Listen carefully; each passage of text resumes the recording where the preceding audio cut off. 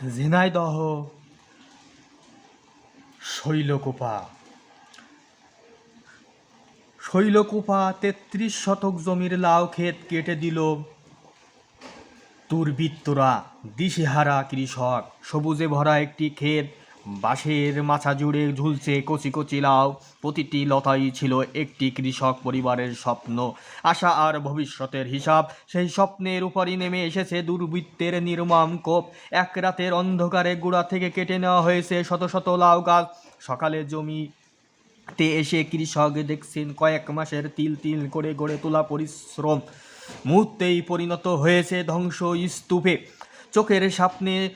চোখের সামনে নিজের স্বপ্নকে এভাবে লুকিয়ে থাকতে দেখে বাকরুদ্ধ হয়ে পড়েন তিনি।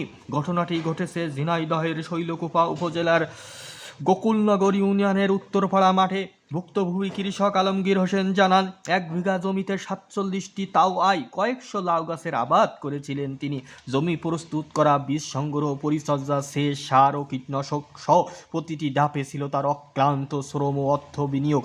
দিনের পর দিন রোদে পুড়ে বৃষ্টিতে ভিজে তিনি লাউ ক্ষেতটি পরিচর্যা করেছেন। অবশেষে গাছে লাউ ধরতে শুরু করলে তার পরিবারে স্বস্তি ফিরে আসে। কয়েকদিন আগে এই ক্ষেত থেকে প্রায় ৪০,০০০ টাকার লাউ বিক্রি করেন আলমগীর। সামনে আরও কয়েক দফায় লাউ বিক্রি করে ভালো আয় হবে বলে আশা করেছিলেন। সেই টাকা দিয়ে সংসারের খরচ চালানোর পাশাপাশি ঋণ পরিশোধ এবং পরিবারের প্রয়োজন মেটানোর পরিকল্পনা ছিল তার। কিন্তু বৃহস্পতিবার সকালে স্থানীয় কৃষকদের কাছ থেকে খবর পেয়ে জমিতে গিয়ে তিনি দেখেন রাতের আধারে দুর্বৃত্তরা একে একে প্রায় সব লাউ গাছগুলা থেকে কেটে দিয়েছে। ক্ষেত জুড়ে ছড়িয়েছিল কাটা লতাগুলো তখন গাছে ঝুলছিল, কিন্তু গাছ কেটে নেওয়ায় সেগুলোও দ্রুত নষ্ট হয়ে যাচ্ছে। সবুজে ভরা ক্ষেত মুহূর্তের জন্য মৃত্যু পরিণত হয়েছে। কাটা গাছগুলোর পাশে দাঁড়িয়ে নির্বাক হয়ে যান কৃষক আলমগীর।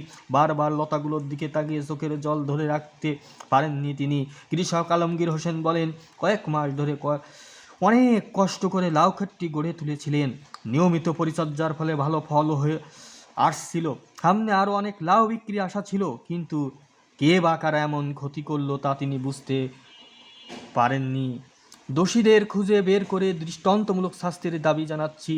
প্রতিবেশী আব্দুল মালেক জানান, গত বছরও একই জমির লাউ ক্ষেত কেটে দেওয়া হয়েছিল। এবারও একই কায়দায় রাতের আধারে দুর্বৃত্তরা গাছ কেটে দিয়েছে। ধারাবাহিকভাবে এমন ঘটনা ঘটায় কৃষকদের মতো আতঙ্ক ছড়িয়ে পড়েছে। তারা মনে করছেন দোষীদের দ্রুত শনাক্ত করে শাস্তির আওতায় আনা না হলে ভবিষ্যতে আরও কৃষক এ ধরনের নাশকতার শিকার হতে পারেন। স্থানীয় হারুন আর রশিদ হেলাল বলেন, মানুষ কিভাবে একজন কৃষকের ফসলের ক্ষতি করতে পারে? এটা অত্যন্ত অমানবিক একটি কাজ। ফসলের সঙ্গে শত্রুতা জীবন হত্যার শামিল। ঘটনার খবর পেয়ে শৈলকুপা থানা পুলিশ ঘটনাস্থল পরিদর্শন করেছেন। শৈলকুপা থানার ভারপ্রাপ্ত কর্মকর্তা বলেন, লাউ ক্ষেত কেটে দেওয়ায় বিষয়টি তারা জেনেছেন। ভুক্তভোগী লিখিত অভিযোগ দিলে তদন্ত করে জড়িতদের বিরুদ্ধে প্রয়োজনীয় আইনগত ব্যবস্থা নেওয়া হবে।